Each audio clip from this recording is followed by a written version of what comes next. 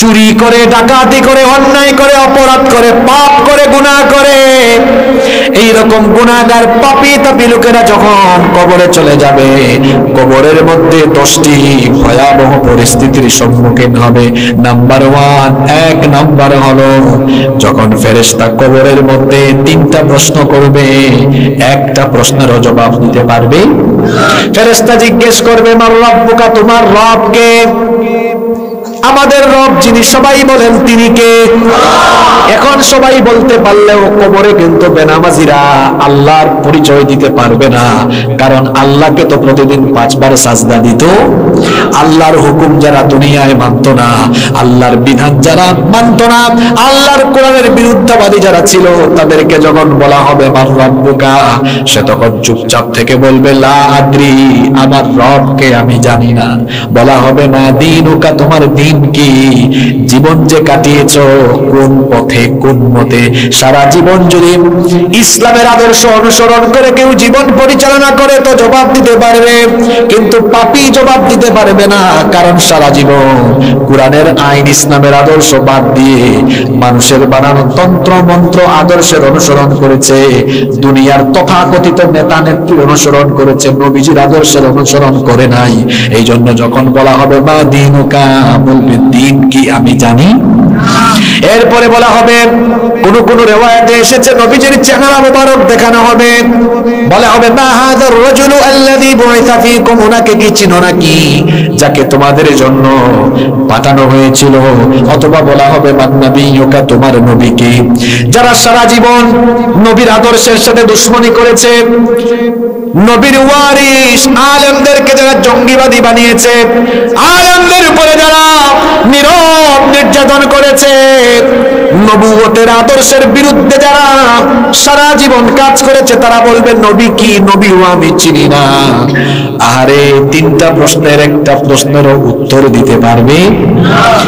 একজন পরীক্ষার্থী, ধরেন এসএসসি পরীক্ষা সামনে, পরীক্ষার আগে ভালো করে পড়াশোনা করলে পরীক্ষার হলে গিয়ে উত্তর যেমন দেওয়া যায়, ঠিক তেমনি দুনিয়া ইসলাম মতো চললে কবরে 3টা প্রশ্নের উত্তর দেওয়া যায়। সারা বছর পড়াশোনা নাই, পরীক্ষার হলে গেলে যেমন প্রশ্নের উত্তর দিতে পারে না, ঠিক তেমনি ভাবে সারা জীবন যারা ইসলামের বিরুদ্ধাচরণ করেছে, ফেরেশতার কবরের প্রশ্নের উত্তর দিতে পারবে?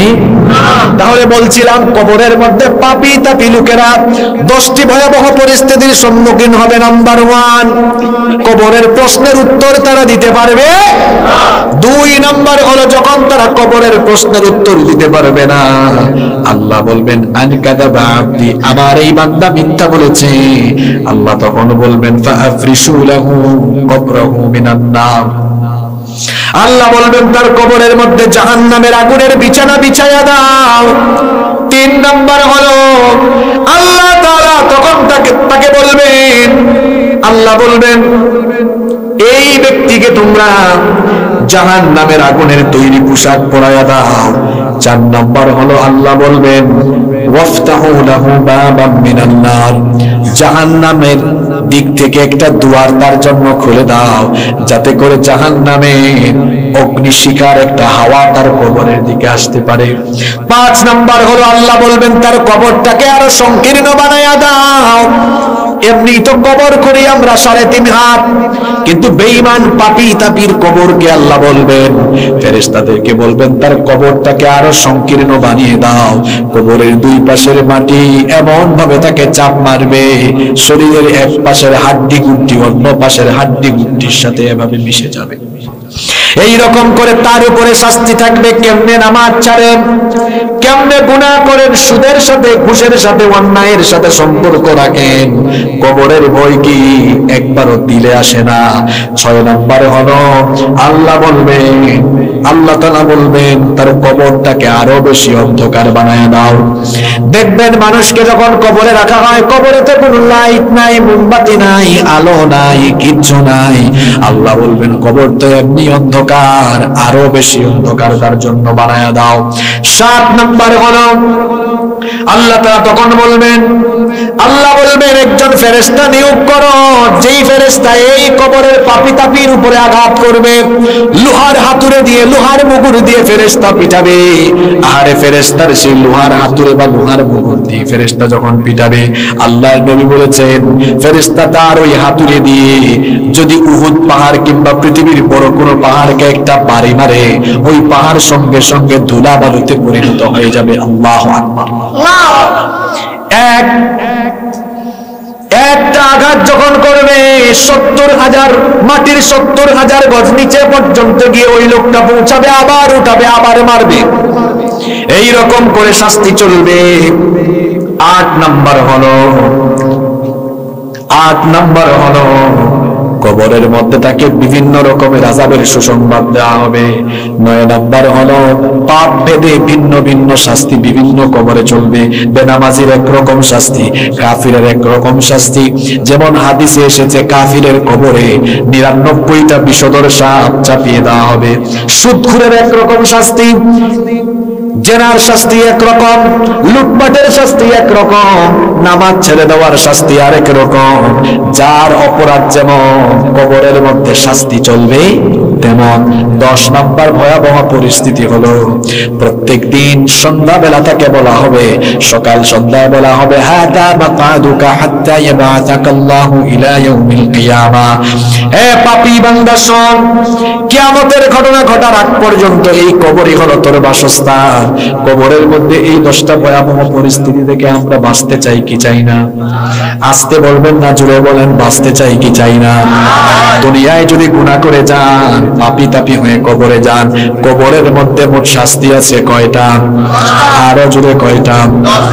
আর যদি তার বিপরীত হয়, আজান হলেই মসজিদ, নামাজে চলে যায়, পাপের ধারে কাছে যায় না, গুনাহ করে না, কোন ধরনের পাপ বা গুনাহের ধারে কাছেও যায় না, এইরকম নেককার মানুষ, এইরকম ইবাদত পূজার মানুষ, আল্লাহওয়ালা মানুষ যখন দুনিয়া থেকে চলে যাবে, সে কবরের মধ্যে মোট 10টা নেয়ামত ভোগ করবে। জুড়ে বলেন কয়টা? এবার শুনেন নাম্বার 1। 1 নাম্বার হলো কবরে যখন প্রশ্ন করা হবে, valid passport, valid visa, valid ticket থাকলে যেমন ইমিগ্রেশন সেন্টারে ওই প্যাসেঞ্জার হাসি খুশি থাকে, ঠিক তেমনি ভাবে ইমানদার ব্যক্তিকে যখন কবরের মধ্যে ফেরেশতা জিজ্ঞেস করবে মান রব্বুকা, ইমানদার ব্যক্তি প্রফুল্ল চিত্তে বলবে, কেন আমার রবকে চিনব না? প্রত্যেক দিনই তো আমি রবের গোলামি করেছি, আমি আমার রবকে চিনি, রব্বি আল্লাহ, আমাদের রব যিনি। একটু মহব্বতে আওয়াজ দিয়ে বলেন তো তিনি কে? সঙ্গে সঙ্গে জবাব দিয়ে দিবে। দ্বিতীয় প্রশ্ন করা হবে, মা দীনুকা, তোমার দিন কি? বলবে, দিন আমি কেন চিনব না? এই দিনের জন্য তো রক্ত দিয়েছি, এই দিনের জন্য জানমালের কুরবানি দিয়েছি, সারা জীবন এই দিন প্রতিষ্ঠার কাজ করেছি, দিন কায়েমের আন্দোলন করেছি, কেন চিনব না, কেন জানব না? দিন আল ইসলাম, আমার দিন হচ্ছে ইসলাম। 3 নম্বর প্রশ্ন করা হবে, তোমার নবীর পরিচয় দাও। তখন বলবে, কেন আমার নবীকে চিনব না? না দেখে আমার নবীকে আমি না দেখে আমার নবীর উপরে আমি ঈমান এনেছি, আমার নবীকে আমি মহব্বত করেছি, ভালোবেসেছি, আমার নবীকে অনুসরণ করেছি, অনুকরণ করেছি, নবীর আদর্শ প্রতিষ্ঠার জন্য সারা জীবন আমি সংগ্রাম করেছি।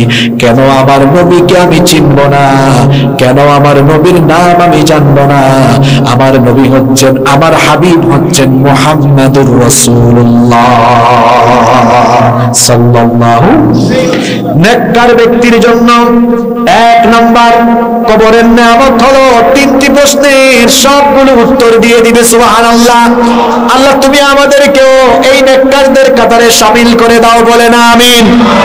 নাম্বার 2 নাম্বার হলো যখন বান্দা 3টা প্রশ্নের উত্তর দিয়ে দিবে, আমার আল্লাহ তখন খুশি হয়ে বলবেন, আন সাদাকা আবদি, আমার বান্দা সত্য বলেছে। আল্লাহ তখন বলবেন, ওয়া আলবিসুহু মিনাল জান্নাহ, আমার বান্দার শরীর থেকে কাফনের কাপড়টা খুলে দাও আর জান্নাতের পোশাক দিয়ে তাকে সজ্জিত করে দাও। 3 নম্বর নিয়ামত হলো আল্লাহ বলবেন, শুধু তাই নয়, ওয়া আফরিশু লাহু মিন ফিরাশিল জান্নাহ। আমার বান্দা মাটির কবরে ঘুমায় আছে, আমার বান্দার কবরের মধ্যে জান্নাতের বিছানা বিছায়া দাও। 4 নম্বর নিয়ামত হলো আল্লাহ বলবেন, ও ফেরেশতারা জান্নাতের দিক থেকে একটা দুয়ার খুলে দাও, যাতে জান্নাতের নির্মল আর জান্নাতের সুগন্ধিতে তার কবরটা সুগন্ধি যুক্ত হয়ে যায়। 5 নম্বর নিয়ামত হলো আল্লাহ বলবেন, আমার বান্দাকে কবর দেওয়া হয়েছে মাত্র 3.5 হাত জায়গায়, আমার বান্দার কবরটাকে প্রশস্ত বানায়া দাও। ইলা মাদ্দা বাসারিহি, আমার বান্দার চোখের দৃষ্টি যায় যত দূর, কবরটাকে প্রশস্ত করে দাও তত দূর। আরো আস্তে বলেন সুবহানাল্লাহ।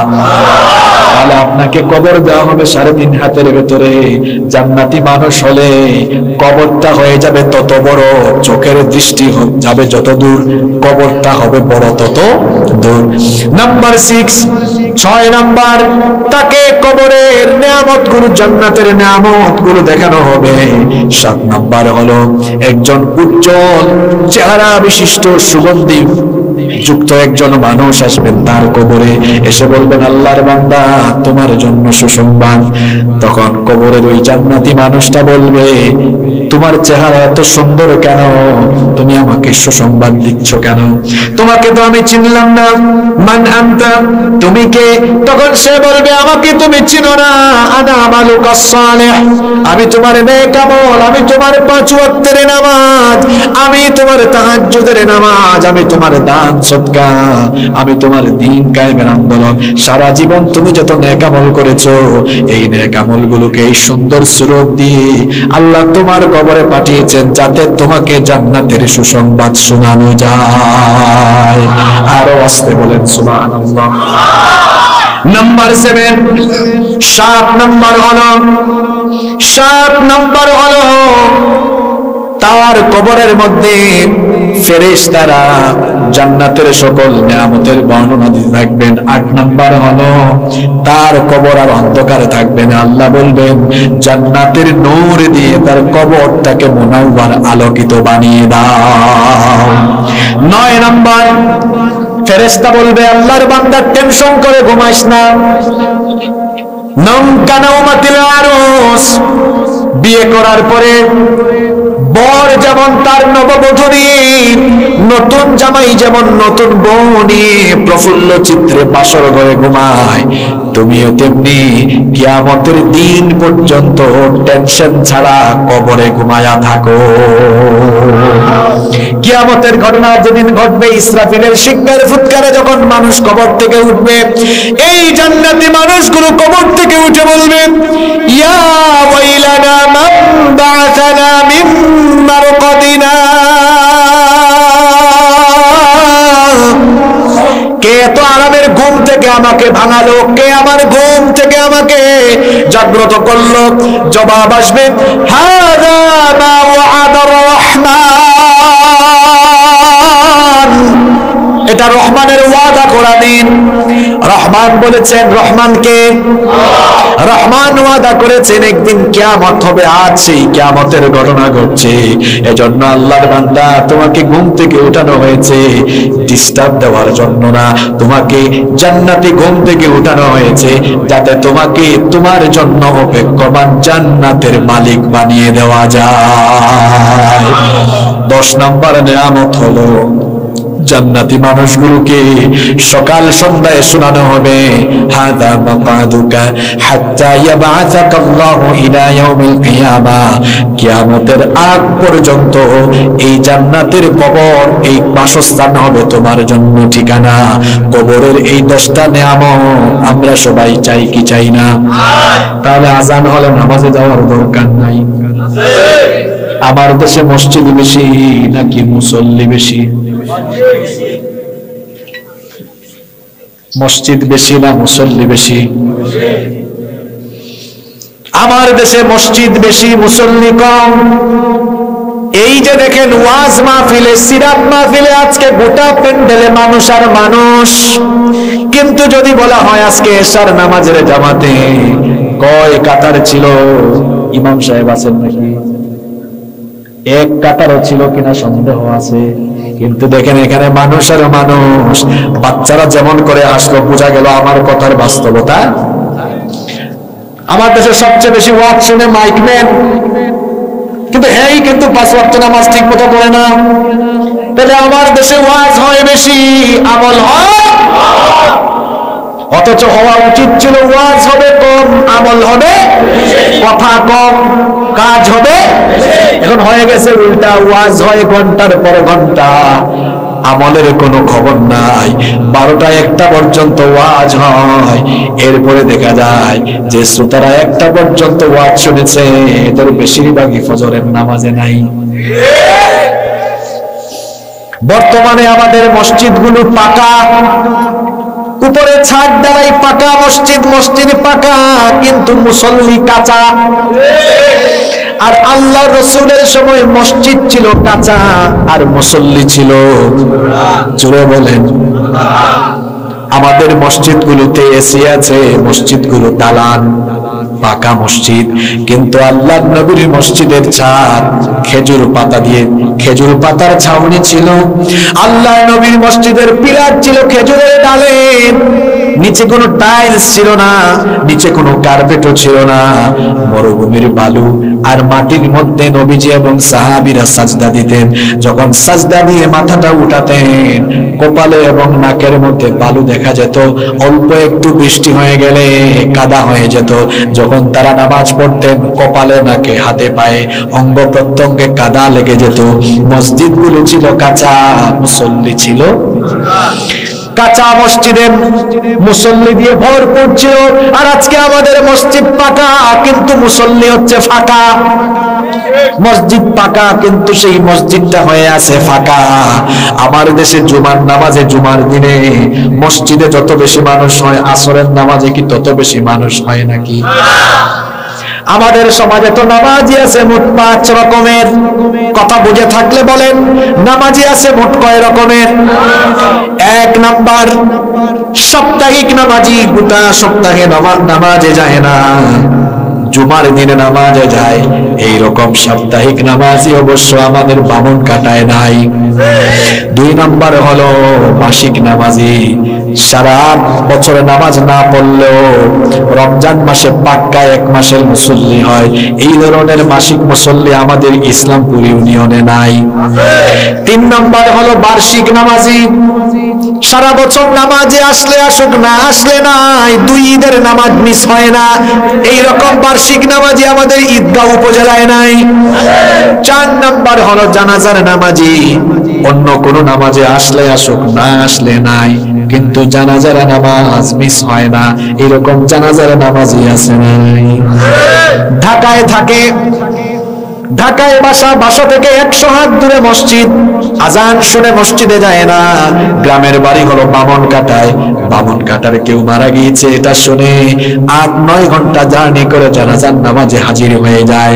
বুঝলাম না, ফজরের নামাজ মসজিদ 100 হাত দূরে নামাজে গেল না, অন্যদিকে জানাজার নামাজের জন্য 8-9 ঘন্টা জার্নি করে লোকটা চলে আসলো।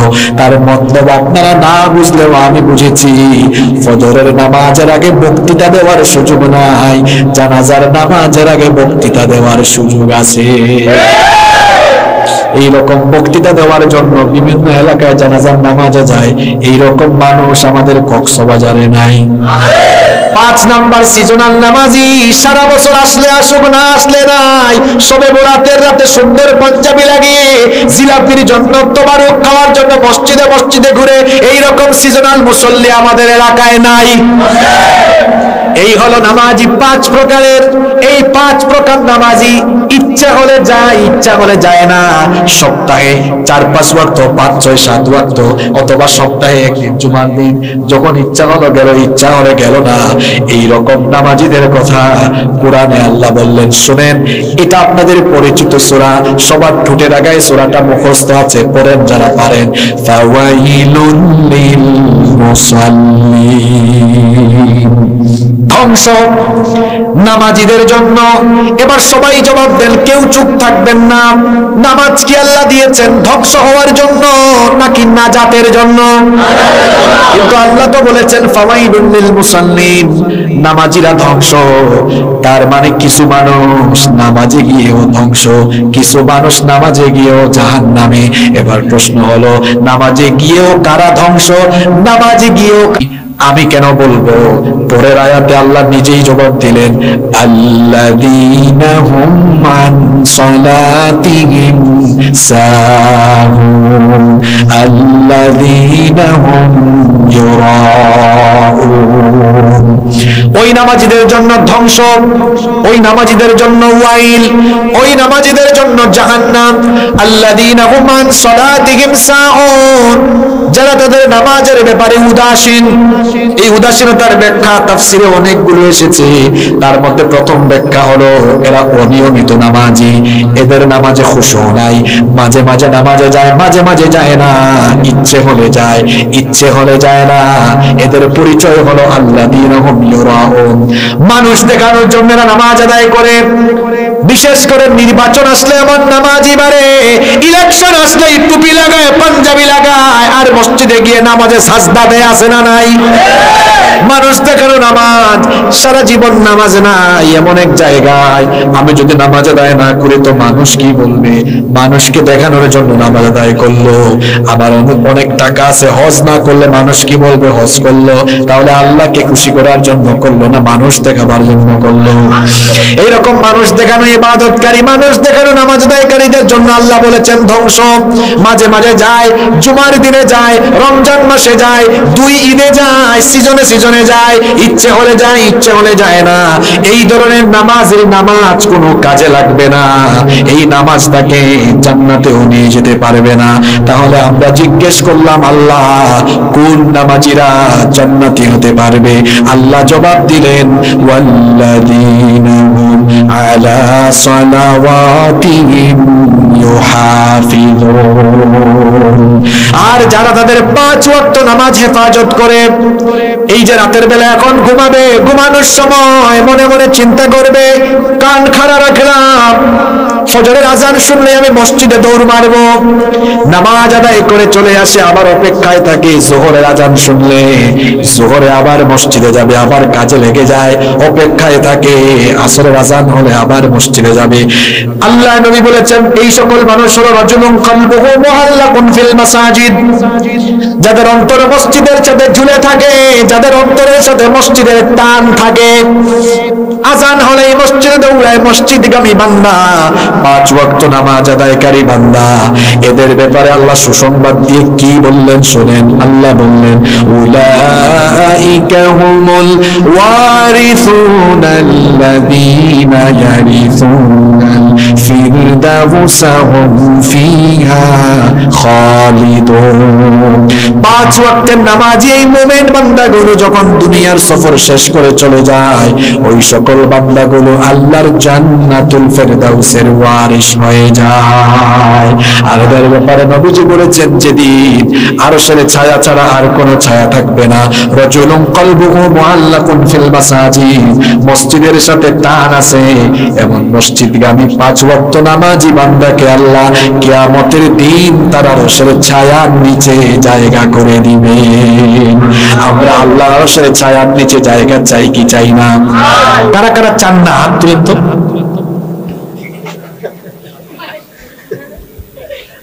মনোযোগ থাকা লাগবে, সবাই চান তো? তাহলে কি মাঝে মাঝে নামাজি হবেন নাকি সব সময় নামাজ আদায় করবেন? মরার আগ পর্যন্ত আর নামাজ ছাড়বেন না? দেখি কারা কারা রাজি। এবার একটু হাত তুলেন। ইমাম সাহেব দেখে রাখেন আপনার মুসল্লি, পারবেন তো? আপনাদেরকে একটু সম্মান রেখে বলি, প্লিজ, পায়ে ধরে বলছি আপনাদেরকে, পায়ে ধরছি আপনাদের, পা ধরে বলে দিচ্ছি, প্লিজ নামাজ ছাইরেন না। এত ওয়াজ করে আর এত ওয়াজ শুনে কি হবে যদি আমরা নামাজি না হই? সবচেয়ে বড় ইবাদত নামাজ। সবচেয়ে বড় ইবাদত কি? একজন মানুষ ঈমান এনেছে, দায়িত্ব এরপরে আল্লাহকে সাজদা দাও। খবরদার নামাজ ছাড়বেন না। কবর নিয়ে আলোচনা করছি, এই কবরের শাস্তি থেকে বাঁচতে চান তো? এই জন্য নামাজের আলোচনাটা টান দিলাম। এই কবর থেকে বাঁচবে কারা শুনেন, আপনাদেরকে হাদিস শোনাই। ফাইদা কানা মুমিনান, যদি সে মুমিন হয়, মুমিন বান্দাকে যখন কবরে রাখা হবে, কানাতিস সালাতু ইনদা রাসিহি, তার মাথার দিকে নামাজ এসে হাজির হবে। কবরের মাটিকে বলবে, সাবধান কবরের মাটি, এই নামাজি বান্দার সাথে কোনো বদ আচরণ করবি না। আমি তার সারা জীবনের 5 ওয়াক্তের নামাজ তার পক্ষে সুপারিশ করছি, খবরদার কবরের মাটি এই মুসল্লি বান্দার সাথে বেয়াদবি করবি না। এরপরে ওয়াকানা সিয়ামু আন ইয়ামিনিহি, রোজা বান্দার ডান দিকে হাজির হয়ে বলবে, খবরদার এই রোজাদার বান্দার সাথে বেয়াদবি করবি না। ওয়াকানাতিজ যাকাতু আন শিমালিহি, বাম দিকে যাকাত চলে আসবে। ওয়াকানা ফিআলুল খায়রাতি মিনাস সাদাকাতি ওয়াস সিলাতি ওয়াল মা'রুফি ওয়াল ইহসানি ইলান নাসি ইনদা রিজলাইহি, পায়ের দিক থেকে আসবে অন্যান্য আমল, দান সদকা, রক্ত সম্পর্ক বজায় রাখা, আরো যত ইবাদত বন্দেগী করেছেন সব ইবাদত বন্দেগীর আমলগুলো পায়ের দিক থেকে এসে কবরের মাটিকে সাবধান করবে, খবরদার। তার মানে মাথার দিক থেকে, অর্থাৎ পিছনের দিকে, সামনের দিকে, ডানে বামে সব দিকে আমল আসবে। আমল এসে বলবে, খবরদার খবরদার, আল্লাহর এই বান্দার সাথে বেয়াদবি করবি না। আল্লাহু আকবার। তাহলে কবরের আযাব থেকে বাঁচার জন্য আমার জীবনে, আপনার জীবনে আমল থাকার দরকার আছে না নাই? সবচেয়ে বড় আমল, সবচেয়ে গুরুত্বপূর্ণ আমল হলো নামাজ। এজন্য নামাজ ছাড়বেন না, মিথ্যা কথা বলবেন না, চুগলখড়ি করবেন না, গীবত করবেন না, আব্বা আম্মার সাথে কখনো বড় গলায় কথা বলবেন না, বেয়াদবি করবেন না, স্ত্রীর হক নষ্ট করবেন না, আমার বোনেরা স্বামীর সাথে বেয়াদবি করবেন না, ভাইয়েরা বোনকে সম্পদ থেকে বঞ্চিত করবেন না, বাবা মেয়েকে সম্পদ থেকে বঞ্চিত করবেন না, ভাই ভাইয়ের উপরে জুলুম করবেন না, কোন মানুষের জায়গা জমিতে আইল ঠেলাঠেলি করে জায়গা জমি দখল করবেন না, চুরি ডাকাতি অন্যায় বিচার জুলুম সকল প্রকার গুনাহ থেকে যদি আমরা নিজেকে সেফ রাখতে পারি, কবরের জীবনটাতে নিয়ামত দিয়ে শাস্তি থেকে আমাদেরকে যিনি বাঁচাইয়া দিবেন তিনি কি? কবরের শাস্তি থেকে আপনি কিভাবে বাঁচবেন? 3টা আমলের কথা বলে যাচ্ছি, কবরের শাস্তি থেকে বাঁচতে পারবেন। জুড়ে বলেন কয়টা? এটা মুখস্থ করে যান। 3টা মৌলিক আমল বলে যাচ্ছি কবরের শাস্তি থেকে বাঁচার জন্য। নাম্বার 1, 1 নাম্বার হলো নামাজ এবং ইসলামের মৌলিক ইবাদতগুলোর ব্যাপারে কোনো গাফলতি চলবে না। সকল ইবাদতগুলো ঠিকমতো আদায় করবেন, কারণ এই আমলগুলো কবরের সঙ্গী হয়ে যাবে ইনশাআল্লাহ।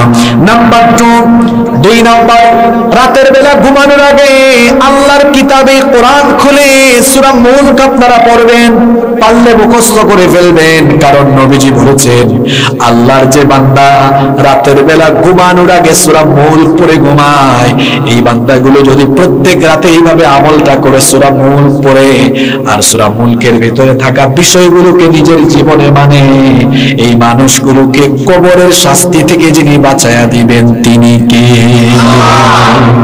2টা আমল বললাম। 3 নাম্বার আমল, কবরের শাস্তি থেকে বাঁচার জন্য সব সময় দোয়া করবেন। কার কাছে? দোয়া করতে হবে। আল্লাহর নবী বলেছেন তোমরা যখন নামাজের শেষ বৈঠকে তাশাহুদ পড়ো, তাশাহুদ তো সবাই বুঝেন, আত্তাহিয়াতু লিল্লাহি ওয়াস সালাওয়াতু, তাশাহুদের পরে দুরূদ পড়বে, দুরূদের পরে আমরা দোয়ায়ে মাসুরা পড়ি, আল্লাহুম্মা ইন্নী যালামতু নাফসি যুলমান কাসীরা ওয়া লা ইয়াগফিরুয যুনুবা ইল্লা আনত ফাগফির লি মাগফিরাতাম মিন ইনদিকা ওয়ারহামনি ইন্নাকা আনতাল গফুরুর রহিম। আল্লাহর নবী বলেছেন এতটুকু দোয়া করার পরে এরপরে কবরের শাস্তি থেকে বাঁচার জন্য আল্লাহর কাছে দোয়া করো। এই দোয়াটা আপনারা সব সময় করবেন, এই আমলটা করবেন। কি সুন্দর দোয়া নবীজি আমাদেরকে শেখালেন, আল্লাহুম্মা ইন্নী আউযু বিকা মিন আযাবি জাহান্নাম ওয়া মিন আযাবিল কবর ওয়া মিন ফিতনাতিল মাহইয়া ওয়াল মামাত ওয়া মিন ফিতনাতিল মাসিহিদ দাজ্জাল। নবীজি বলেছেন নামাজে সালাম ফেরানোর আগে চারটি বিষয় থেকে আল্লাহর কাছে পানাহ চাও, চারটি বিষয় থেকে আল্লাহর কাছে আশ্রয় চাও। এক নাম্বার হলো আল্লাহর নবী বলেছেন দোয়া করো, আল্লাহুম্মা ইন্নী আউযু বিকা মিন আযাবি জাহান্নাম, হে আল্লাহ তুমি আমাকে জাহান্নামের আযাব থেকে, শাস্তি থেকে বাঁচাও। ওয়া মিন আযাবিল কবর, কবরের আযাব থেকে বাঁচাও। ওয়া মিন ফিতনাতিল মাহইয়া ওয়াল মামাত, জীবন মৃত্যুর ফিতনা থেকে বাঁচাও। ওয়া মিন ফিতনাতিল মাসীহিদ দাজ্জাল, দাজ্জালের ফিতনা থেকে বাঁচাও।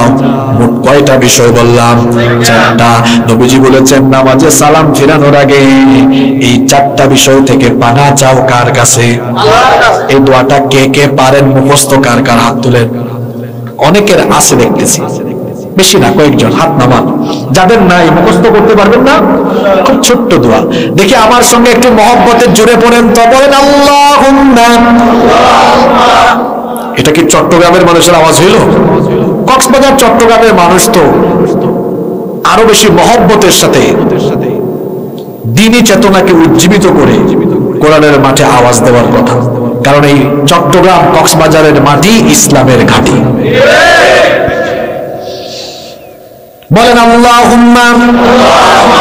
এই তো সুন্দর হয়েছে, সবাই বলেন, কেউ চুপ থাকবেন না, বলেন আল্লাহুম্মা ইন্নী আউযু বিকা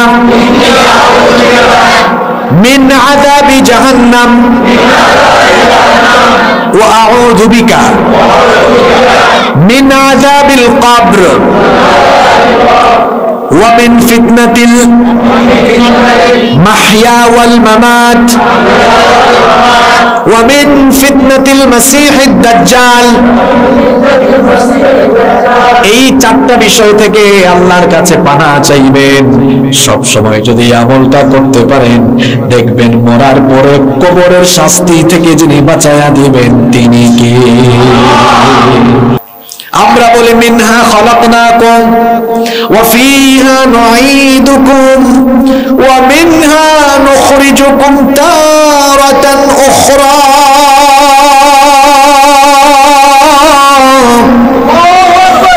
এটা যে আমরা আরবিতে বলি, এটার অর্থ তো আমরা অনেকে বুঝি না। যদি বুঝতেন তো মানুষকে কবরে নামায়া আসার পরে আবার আপনি কখনো অন্যায় করতেন না, অপরাধ করতেন না, জুলুম করতেন না, অবিচার করতেন না।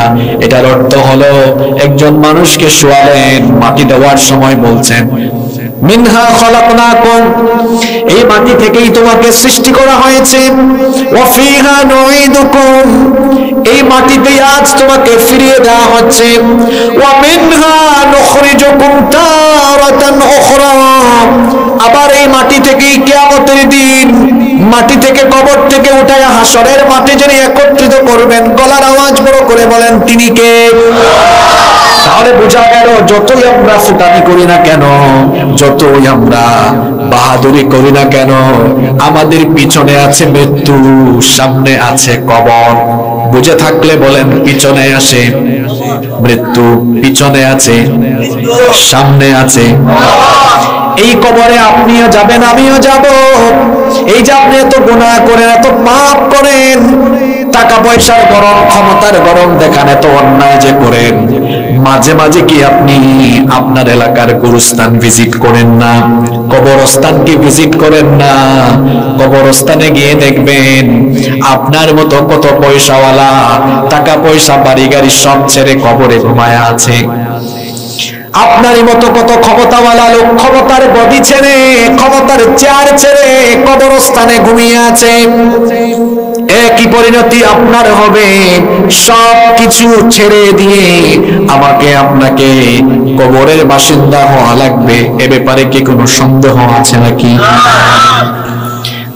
দুনিয়াতে সর্বপ্রথম যে ব্যক্তির কবরে যাওয়া হলো তার ঘটনাটা শোনেন। দুনিয়ায় সর্বপ্রথম এসেছেন যিনি, তার নাম হচ্ছে সাইয়েদিনা আদম আলাইহিস সালাম। তিনি হচ্ছেন দুনিয়ার সকল মানুষের বাবা, সকল মানুষের পিতা। বাপ এসেছেন আগে, কিন্তু দুনিয়া থেকে যিনি আগে গিয়েছেন, দুনিয়াতে সর্বপ্রথম যিনি ইন্তেকাল করেছেন, মারা গিয়েছেন, তার নাম কি? হাবিল। হাবিলকে, হাবিল হচ্ছে আদমের ছেলে। তাহলে দেখা গেল বাপ এসেছে আগে, কিন্তু কিন্তু যাওয়ার বেলা বাপ নয়, ছেলে চলে গিয়েছে। যুবকরা কথাগুলো মন দিয়ে শুনেন, দেখেছেন পৃথিবীতে আসার বেলায় সিনিয়রিটি মেনটেন হয়, যাওয়ার বেলা সিনিয়রিটি মেনটেন হয় না। দেখা যায় সিনিয়রের আগে জুনিয়রও চলে যেতে পারে।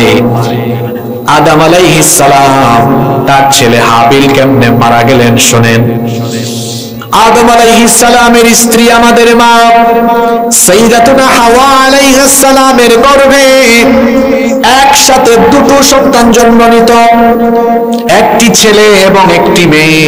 এখন তো পৃথিবীতে অনেক মানুষ, 800 কোটি মানুষ, কিন্তু সেই সময়ে তো দুনিয়াতে এত মানুষ ছিল না।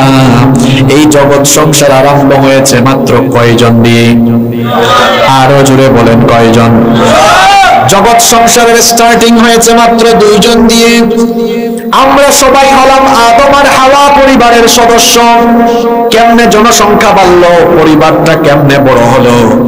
আদম আলাইহিস সালামের স্ত্রী আমাদের মা সাইয়্যিদাতুনা হাওয়া আলাইহাস সালামের গর্ভে আল্লাহ একসাথে কয়টা সন্তান দিতেন? একটা ছেলে আর একটা মেয়ে। এই ছেলে মেয়ে একই গর্ভে জন্ম নেওয়া ছেলে মেয়েকে ভাই বোন হিসেবে বিবেচনা করা হতো। এক গর্ভের ছেলে আর মেয়ে, এরা থাকতো ভাই বোন।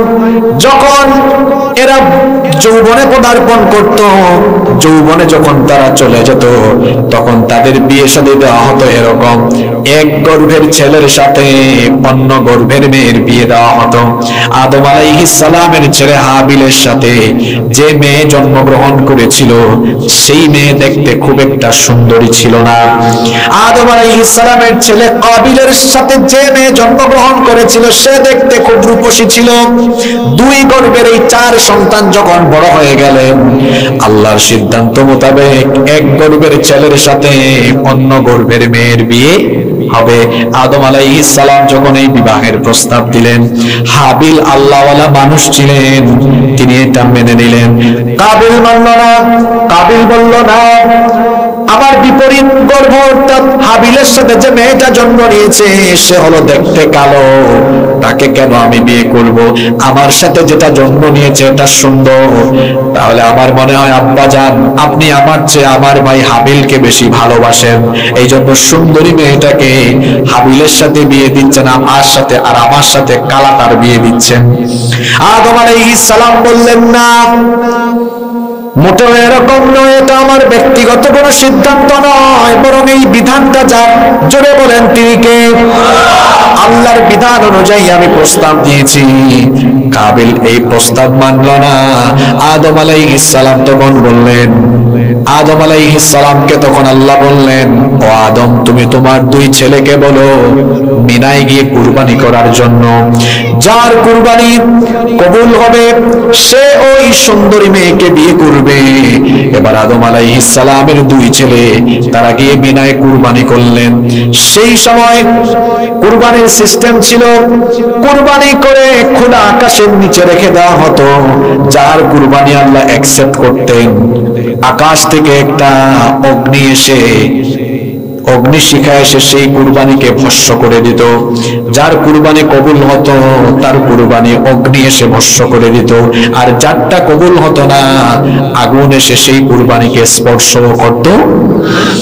2 জন কুরবানি করলেন।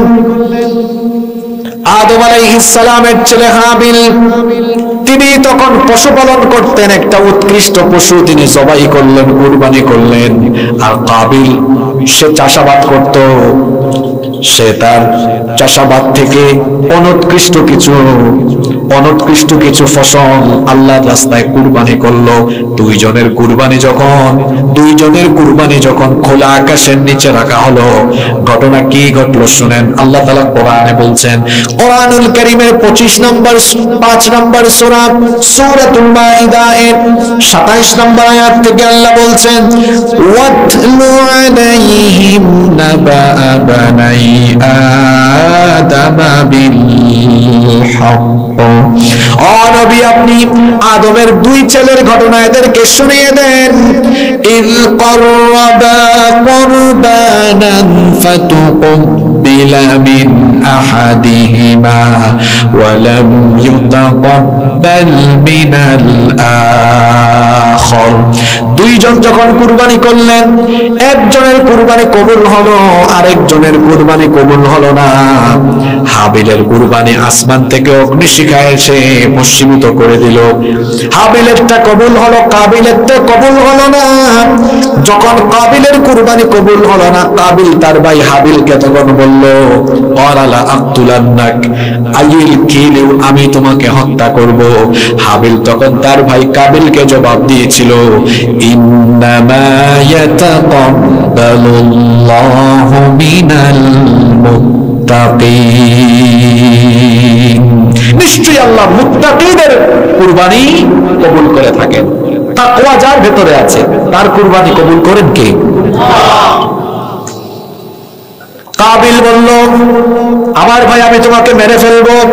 সত্যি সত্যি কাবিল নফসের ধোঁকায় তার ভাইকে হত্যা করলো, হাবিলকে সে মেরে ফেললো। এটাই ছিল দুনিয়ার ইতিহাসে সর্বপ্রথম খুনের ঘটনা। আপন ভাইকে খুন করলো। এখনো তো আপন ভাইকে জায়গা জমির জন্য খুন করে ফেলে আছে। দুনিয়াতে খুনাখুনির ঘটনা শুরু হয়েছে। কাবিল তার ভাই হাবিলকে মেরে ফেললো।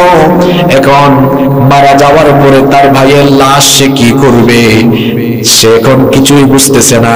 কারণ এর আগে তো দুনিয়ার কোনো মানুষ কখনো মারা যায় নাই। মরার পরে কি করতে হয় সেটা তো কেউ জানতো না। কাবিল এখন সমস্যায় পড়ে গেল, তার ভাইয়ের লাশ নিয়ে চিন্তায় পড়ে গেল। তার ভাইয়ের লাশটা সে কি করবে? যখন সে চিন্তায় মগ্ন হয়ে গেল, দীর্ঘ সময় চলে গেল, তার ভাইয়ের লাশ কি করবে সেটা সে বুঝতেছিল না। তখন আল্লাহ কি করলেন শুনেন। আল্লাহ বলছেন, ফাবাআসাল্লাহু গুরাবান ইয়াবআসু ফিল আরদি লিয়ুরিয়াহু কাইফা ইউরারি সাওআতা আখি। আসমান থেকে আল্লাহ দুইটা কাক পাঠালেন। কাক ছিলেন তো আপনারা? দুইটা কাক পাঠালেন। একটা কাক আরেকটা কাককে মেরে ফেললো। মারার পরে জীবিত কাক তার ঠোঁট দিয়ে মাটি খোঁড়া আরম্ভ করলো। তারপরে জীবিত ওই কাক মৃত কাকটাকে মাটি চাপা দিল। এই দৃশ্য আল্লাহ কাবিলকে দেখালেন। কাবিল এই দৃশ্য দেখে বলল, ক্বালা ইয়া ওয়াইলাতা আ'জাজতু আন আকুনা মিসলা হাযাল গুরাব। সে বলল, আফসোস, আমি তো এই কাকের মতো হতে পারলাম না। একটা কাকও জানে একটা কাক মরার পরে কি করতে হয়, কিন্তু আমি সেটা জানি না। আমার ভাই মারা যাওয়ার পরে আমি কি করব? তখন সে এই দৃশ্য দেখে নিজে কবর খনন করলো।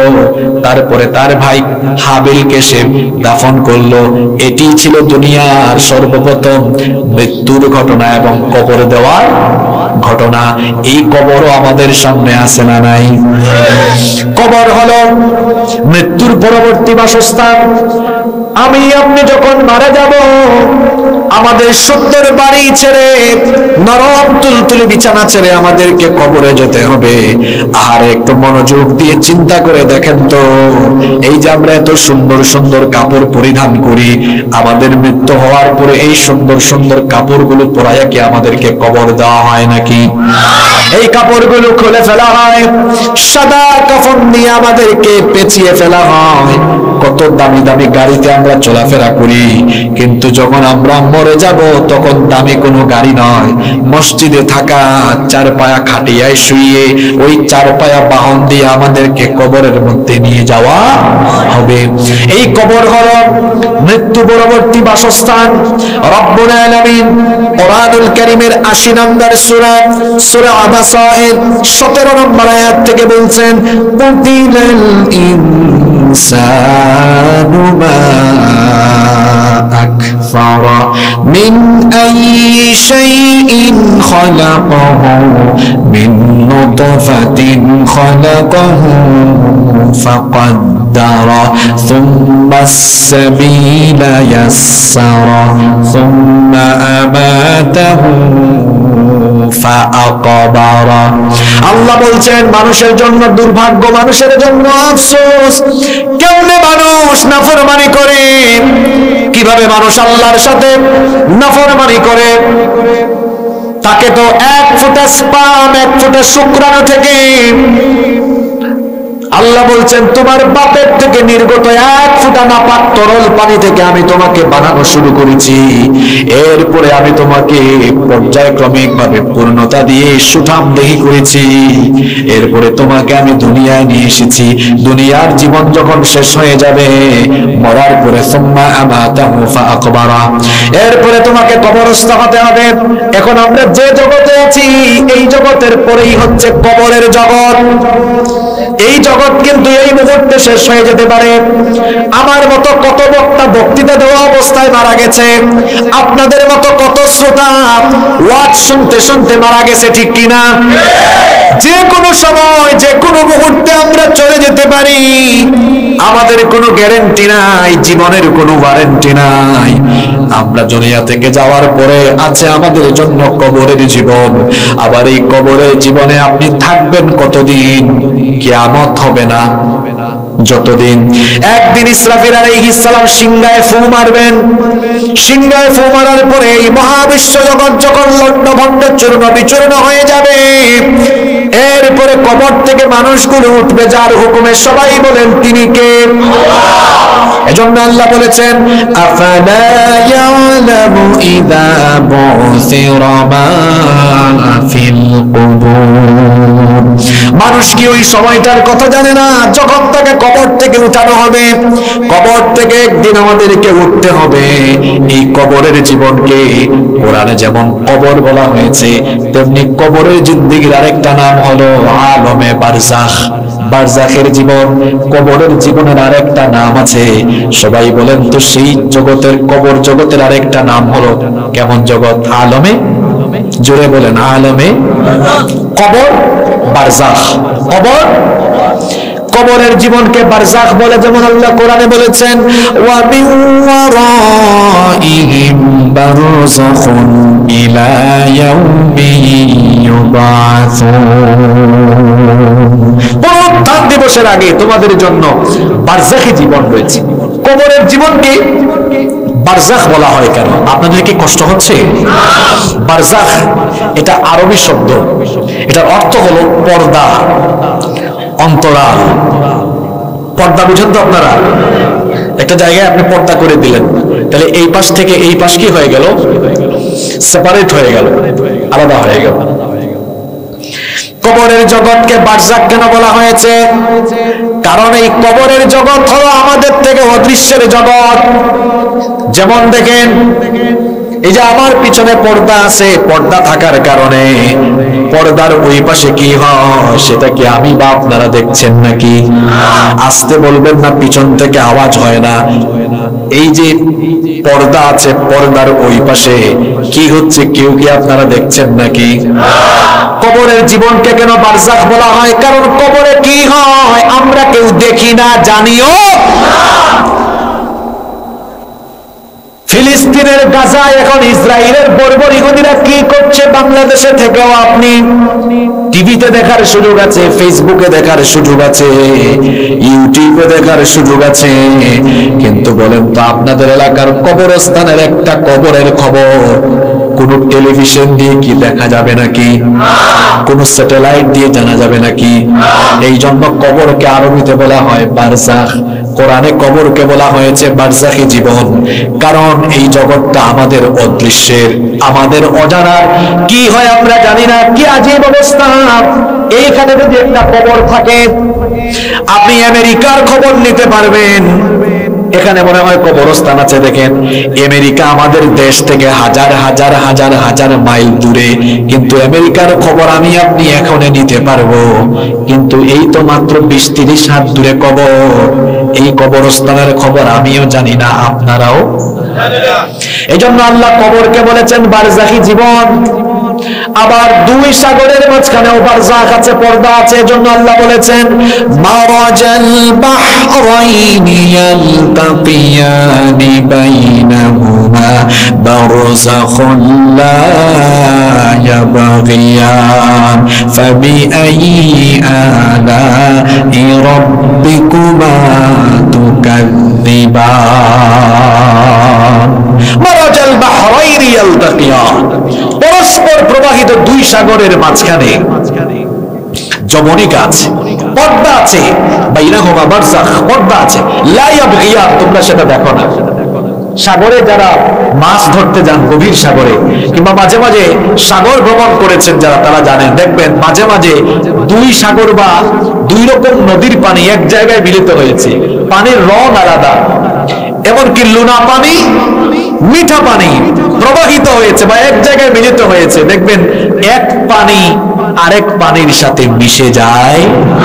আল্লাহ বলেছেন এখানে মাঝখানে একটা অদৃশ্য অন্তরায়, পর্দা আমি আল্লাহ স্থাপন করে দিয়েছি। আল্লাহু আকবার। তাহলে কবরের জীবনকে বারজাখ বলা হয়। এটা আমাদের অজানা, অদেখা জগৎ, এটা সম্পর্কে আমরা জানি না, এটা দেখতেও আমরা পাই। এবার শুনেন, মনোযোগ দিয়ে শুনেন। কবরের ওয়াজ তো বহুত শুনছেন, আজকে একটু ডিফারেন্ট রকমের আলোচনা হবে ইনশাআল্লাহ। মানুষ মারা যাওয়ার পরে এই কবরে থাকবে কতদিন পর্যন্ত? কিয়ামতের। কিয়ামত কোন দিন হবে, কত সালে, কোন মাসে, কত তারিখে হবে, এটা কি আমি বা আপনারা আমরা কেউ জানি? আজকে থেকে 1000 বছর আগে যারা মারা গেছে তারা কবরে আছে 1000 বছর ধরে। তাহলে আদম আলাইহিস সালামের ছেলে যিনি দুনিয়াতে সর্বপ্রথম মারা গেলেন, হাবিল, তিনি তো হাজার হাজার বছর ধরে কবরে আছেন। এই কথাগুলো কেন বলছে শুনেন। মারা যাওয়ার পরে বিচার করে আল্লাহ লোকটাকে হয় জান্নাতি বা জাহান্নামী বানাই দিতে পারতেন। এই হাজার হাজার বছর ধরে এত নারী পুরুষকে কবরে রাখার আর কি দরকার? কবরের জিন্দেগিটা কেন, বারজাখি জিন্দেগিটা কেন, কখনো কি ভেবেছেন? বারজাখি জিন্দেগি কেন, আমি আপনি এত লম্বা সময় কবরে থাকবো কেন? এর উত্তর হলো, যখন কোনো বিচার আরম্ভ হয়, বিচারটাকে ন্যায় এবং ইনসাফের ভিত্তিতে বিচার সম্পন্ন করতে হলে বাদী এবং বিবাদী পক্ষ উভয়কে উপস্থিত থাকতে হয়। মনে করেন আপনাদের এলাকায় একটা বিচার আরম্ভ হয়েছে, বাদী আছে, বিবাদী নাই, বিবাদী আছে, বাদী নাই, বিচারটা কি সুষ্ঠু হবে? আপনি মারা গেলেন, নামাজ আদায় করেন নাই, রোজা রাখেন নাই, হজ ফরজ ছিল, হজ করেন নাই, যাকাত ফরজ ছিল, যাকাত দেন নাই। নামাজ, রোজা, হজ, যাকাত বা আল্লাহর সাথে সংশ্লিষ্ট ইবাদত, এগুলো বান্দার হক না আল্লাহর হক? জোরে, বান্দার হক না আল্লাহর হক? নামাজ বান্দার হক না আল্লাহর হক? রোজা আল্লাহর হক না বান্দার হক? হজ, যাকাত, বিভিন্ন ধরনের ইবাদত যা আল্লাহর সাথে রিলেটেড, সেগুলো বান্দার হক না আল্লাহর হক? আল্লাহর হকের বিচার তো আল্লাহ কবরেই করে ফেলতে পারবেন। কিন্তু আপনি মারা গেলেন, কিছু মানুষের জায়গা জমি জোর করে দখল করেছেন, তাইলে বাদী লোকটা এখনো জীবিত। কিছু মানুষকে আপনি অন্যায়ভাবে মামলা দিয়ে জেলখানায় ঢুকিয়েছেন। একজন নিরপরাধ মানুষকে 2 বছর 5 বছর জেলে রাখা মানে হলো তাকে তার পরিবার থেকে, তার স্ত্রী থেকে, তার বাচ্চা থেকে, তার সন্তান থেকে তাকে বঞ্চিত করা।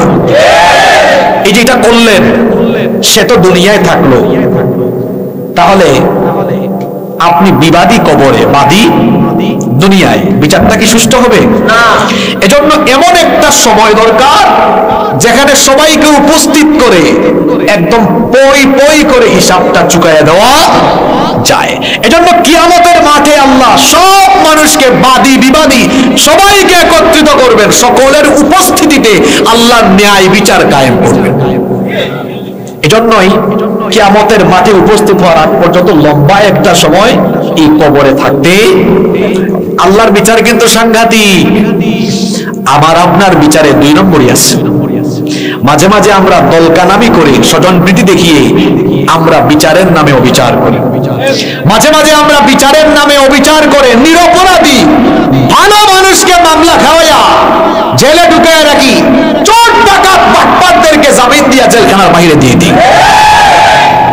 জেলখানা বানানো হয়েছে চোর ডাকাতদের জন্য, এখন জেলখানা আলেম দিয়ে ভরে গেছে, আর চোর ডাকাত বাহিরে বুক ফুলিয়ে ঘুরছে।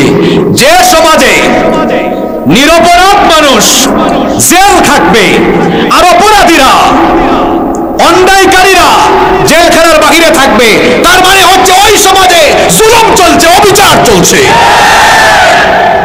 আল্লাহর বিচারে এরকম কোন জুলুম, আল্লাহ কোরআনে বলেছেন ওয়ালা ইয়াযলিমু রাব্বুকা আহাদা, তোমার রব কারো উপরে জুলুম।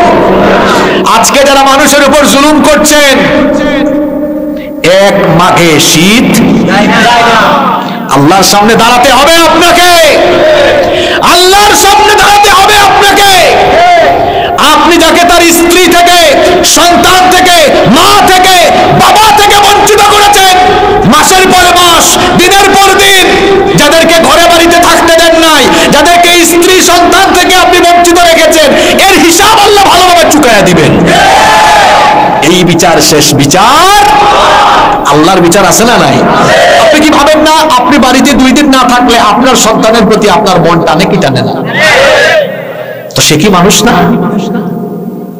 তার বউয়ের প্রতি, সন্তানের প্রতি তার কি কোনো টান নেই? আপনি ঢাকায় গেলে আপনার ছেলে মেয়ে ফোন করে, আব্বু তুমি কখন আসবা? 2 দিন হয়ে গেলে ছেলে মেয়ে ফোন করে। আর আপনি যে কত মানুষকে, নিরপরাধ মানুষকে জেলখানায় বছরের পর বছর আটকে রাখলেন, তার ছেলে মেয়ে কি তার বাপের জন্য কাঁদে না? এই চোখের পানি আপনার জন্য অভিশাপ হয়ে আসবে। আপনি দুনিয়ায় লাঞ্ছিত হবেন, আল্লাহ আপনাকে বড় বড় রোগে আক্রান্ত করবেন, পেশাব পায়খানায় ঘোরাঘুরি করে আপনার মৃত্যু হবে। মানুষের চোখের পানির অভিশাপ পড়বে আপনার উপরে, চোখের পানির অভিশাপ পড়ে যাবে আপনার উপরে। অপেক্ষা করেন আপনি। বান্দার হক নষ্ট করা, বান্দার উপর জুলুম করা, এর শাস্তি আল্লাহ দুনিয়া থেকে শুরু করেন। বলেছেন মুহাম্মদ সাল্লাল্লাহু আলাইহি ওয়াসাল্লাম, খবরদার মানুষের অভিশাপ নিয়েন না, চোখের পানি এর হিসাব কিন্তু আল্লাহ চুকায় দিবেন। খবরদার মানুষের মনে আঘাত দিবেন না, মানুষের মনে আঘাত দিয়েন না, মানুষকে কষ্ট দিয়েন না, কষ্ট দিয়েন না মানুষকে। আমাদের দেশটাতে এখন এত হিংস্রতা বেড়ে গিয়েছে, পাশাপাশি ঘর, রাজনীতির কারণে একজন আরেকজনকে ধরায় দেয়, কেমন অনিষ্ঠুর আচরণ শুরু হয়েছে। কত এলাকা পুরুষ শূন্য হয়ে গেছে, আপন ভাই আপন ভাইকে ধরায় দিচ্ছে। বিনিময়ে কি বানাবি? আন্তরিকতা চলে গিয়েছে এলাকা থেকে, সম্প্রীতি নষ্ট হয়ে গিয়েছে এলাকা থেকে, ঠিক কিনা? খবরদার মানুষের চোখের পানির অভিশাপ নিয়ে। কত বাচ্চাদেরকে দেখেছি, দেখা হয়েছে, কান্না করেছে আর বলছে আমার বাবাকে আমি কত মাস দেখি না।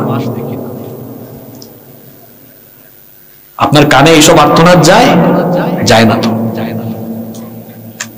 আলুর কেজি যখন 70 টাকা হয়েছে, এক মহিলা বলছে আমার স্বামী 3 মাস বাড়িতে নাই, ফোনেও যোগাযোগ নাই, কোথায় আছে জানি না, ঘরের মধ্যে আজকে কয়েকদিন বাজারও নাই, না খেয়ে আছে মানুষ, চোখের পানি ঝরাচ্ছে। আপনি কি মনে করছেন আল্লাহ ছেড়ে দিবেন? ছাড়বেন না, আল্লাহ ছাড়বেন না। আপনাদেরকে কথাগুলো কেন বলে যাচ্ছি জানেন? এলাকার মধ্যে একই এলাকায় বাস করেন, খবরদার আপনার প্রতিবেশীকে এইরকম কষ্টে ফেলে দিয়েন না। মানুষের কষ্ট ফিল করতে শিখেন। আর যদি এই সত্য কথাগুলো ভালো না লাগে, উল্টা আরো আমার প্রতি আপনার খুব আসে, তো মনে রাখবেন আজ আপনি যা করবেন তার ফলাফল আল্লাহ ঠিকই আপনাকে এই দুনিয়াতে চুকাইয়া দিবেন। উপরের দিকে থুতু মারলে কোথায় পড়ে? আকলমান লোকদেরকে ইশারা দিলেই যথেষ্ট, তারা বুঝে। আল্লাহ তুমি আমাদেরকে হিদায়াত দাও। তাহলে কবরের জিন্দেগিটা কেন? ওই যে মানুষের হক বুঝাইয়া দেওয়ার জন্য। কথা বুঝতে পেরেছেন? কষ্ট হচ্ছে আপনাদের? আজকে কবর নিয়ে কেন কথা বলছি? এই কবর ভুলে গিয়েছি বলেই তো এত অন্যায়, এত অপরাধ। কবরের কথা যদি মনে থাকতো, এত ফুটানি কিসের আপনার? সকালবেলা আপনাকে এই এলাকার মানুষ দাফন করা লাগতে পারে। একই এলাকায় বাস করে যে এত মানুষের সাথে আপনি অবিচার করেন, জানাজার নামাজে তো মানুষ পাওয়া যাবে না, কবর দেওয়ার জন্য ভালো মানুষ পাওয়া যাবে না। দুনিয়ায় ভালো কাজ করে যান, আপনার এলাকার মানুষ চোখের পানি ফেলে ফেলে আপনার জন্য কাঁদবে। এমন জীবন কর গঠন, মরিলে হাসিবে তুমি কাঁদিবে। কি জীবন আপনার এটা? হ্যাঁ, এত জুলুম করেন কেন মানুষের উপরে? মরার পরে কেউ ইন্নালিল্লাহ পড়বে না, শুধু আলহামদুলিল্লাহ পড়বে। আমরা কি আলহামদুলিল্লাহ চাই না ইন্নালিল্লাহ চাই? খবরদার, আল্লাহর কত বান্দা মারা যায়, সারা দেশের মানুষ, সারা বিশ্বের মানুষ কাঁদে। কাঁদে কি কাঁদে না? এই আপনাদের চট্টগ্রামের কত কৃতি সন্তান চলে গেলেন। আল্লামা আহমদ শফি রাহিমাহুল্লাহ, জুনাইদ বাবু নগরী রাহিমাহুল্লাহ, চট্টগ্রাম দিয়ে উদাহরণ দিলাম। এই যে এ ধরনের কীর্তিমান মানুষ চলে গিয়েছে, লক্ষ লক্ষ কোটি কোটি মানুষ তাদের জন্য আহাজারি আফসোস কেঁদেছে কিনা? কত মানুষ দুনিয়া থেকে চলে গিয়েছে, এদের জন্য কেউ আফসোস? আল্লাহ কোরআনে এদের কথা কি বলেছেন জানেন? ফামা বাকাত আলাইহিমুস সামাউ ওয়াল আরদু ওয়া মা কানু মুনযারিন। এদের জন্য আসমানের জমিনের কেউ আফসোস করে? আমরা কি এমন লাঞ্ছনার জীবন চাই? আসল ভালো হয়ে যাই। গ্রামের মানুষ বলে ভালো হইতে পয়সা আসলেই লাগে না। ভালো হতে গেলে নিজের মনের একটা সিদ্ধান্ত লাগে যে আমি আর কোনো খারাপ কাজ, অন্যায় কাজ করব না। আল্লাহ আমাদেরকে হেদায়েত দাও। দুনিয়ায় যা কিছু আছে সবকিছুই থাকবে, আপনি থাকবেন না। আল্লাহর হাবিব বলেছেন, ইয়াতবাউল মাইয়িতা সালাসা, মৃত ব্যক্তিকে তিনটি জিনিস অনুসরণ করে। অর্থাৎ একজন মানুষ যখন মারা যায় তার সাথে কবর পর্যন্ত তিনটা জিনিস যায়। আমার কথা বুঝে থাকলে সবাই বলেন, একজন মানুষ যখন দুনিয়া থেকে চলে যায় তার সাথে কবর পর্যন্ত কয়টা জিনিস যায়? আস্তে বলবেন না, জোরে বলেন, কয়টা? এক নাম্বার হলো আহলুহু, পরিবার পরিজনের মানুষ। আপনি যখন মারা যাবেন আপনার লাশ খাটিয়ায় বহন করে আপনারই ছেলে, আপনারই মেয়ে, আপনারই ছেলে, আপনার ভাই, আপনার ভাতিজা, আপনার পরিবারেরই কিছু লোকেরা আপনাকে নিয়ে কবর পর্যন্ত যাবে। দুই নাম্বার হলো আমালুহু, কিছু ধন সম্পদ, মরার পরে দাফন কাফনের জন্য কিছু টাকা পয়সা খরচ হয় কি হয় না? তিন নাম্বার হলো ওয়া আমালুহু, আপনার আমল। কবর পর্যন্ত গিয়ে মালও ফিরে আসে, মাল কবরের ভিতরে যায় না। পরিবারের কেউ আপনার সাথে থাকবে না। অনেক মানুষ রাতের বেলা একা ঘুমাতে ভয় পায়, বলে আমি একা ঘুমাতে ভয় পাই, আমার সাথে একটু থাকো। কিন্তু অন্ধকার কবরে আপনার স্ত্রী, আপনার সন্তান সন্ততি, ছেলে মেয়ে, ভাই বোন, কেউ আপনার সঙ্গী সাথী হবে না। পরিবারের মানুষ কবরে রেখে চলে আসবে, ধন সম্পদ দুনিয়ায় পড়ে থাকবে, যাবে না। কবরে আপনার সাথে যাবে আপনার আমল। আমল যদি ভালো হয় ফয়সালা ভালো হবে, আমল যদি খারাপ হয় কবরের জীবন সাংঘাতিক হয়ে যাবে। তাহলে বোঝা গেল আমার আপনার জন্য যেটা দরকার সেটা হলো, আস্তে বলবেন না, জুড়ে বলেন, কি দরকার? দুনিয়ার কিচ্ছু যাবে না তো আপনার সাথে। আলেকজান্ডারের নাম শুনেছেন আপনারা? আলেকজান্ডারের একটা ঘটনা বলি, কষ্ট হচ্ছে আপনাদের? আলেকজান্ডার মৃত্যু শয্যায় তিনটা ওসিয়ত করলেন। কয়টা? তিনি তার কিছু কমান্ডারদেরকে ডাকলেন, ডেকে বললেন, আমি হয়তো দুনিয়া থেকে চলে যাব, আমি মরার পরে তোমরা তিনটা কাজ করবা। কয়টা? এক নম্বরে তিনি বললেন, আমার কফিন আমার চিকিৎসকদেরকে দিয়ে বহন করাবা। দুই নম্বর হলো আমার অর্জিত সকল ধন সম্পদ, সোনা রূপা বিছায়া দিবা ওই রাস্তা দিয়ে, যে রাস্তা দিয়ে আমার লাশ নিয়ে যাবা। তিন নাম্বার, কফিনে আমার দুই হাত এইরকম দিয়ে রাখবা যাতে মানুষ আমার দুইটা হাত দেখে। তিনটা নসিহত বা ওসিয়ত যেটাই বলেন, এটা কি স্বাভাবিক না অস্বাভাবিক? আশ্চর্যজনক কথা। তারা জিজ্ঞেস করলেন যে সম্রাট, আপনি এই অস্বাভাবিক তিনটি অভিপ্রায় কেন পোষণ করলেন? তিনি উত্তর দিলেন, আমার কফিন, আমার লাশ আমার চিকিৎসকরা এজন্যই বহন করবে যাতে দুনিয়ার মানুষ বুঝে কোন ডাক্তার, কোন চিকিৎসক মৃত্যু পথযাত্রী কোন মানুষের মৃত্যু থেকে তাকে আটকাতে পারে না। আর আমার অর্জিত সোনারূপা আমার লাশ নিয়ে যাওয়ার রাস্তায় বিছিয়ে দিতে বলেছে এই জন্য, যাতে দুনিয়ার সম্পদখোর, টাকাখোর, যারা সম্পদের জন্য পাগল হয়ে গিয়েছে, তারা যেন এই শিক্ষা পায় যে আলেকজান্ডার তার জীবনে অনেক সম্পত্তি অর্জন করেছে, কিন্তু এই কোন সম্পদ তার সাথে যাচ্ছে না, সব সম্পদ দুনিয়ায় থেকে যাচ্ছে। 3 নম্বরে বলেছি 2 হাত কফিনের 2 দিকে ফেলে রাখিও, যাতে করে মানুষ আমার 2 হাত দেখে আমার অস্ত্র শস্ত্র, আমার প্রভাব, প্রতিপত্তি, ক্ষমতা, টাকা পয়সা সব রেখে দিয়ে আমি শূন্য হাতে, খালি হাতে দুনিয়া ছেড়ে চলে যাচ্ছি।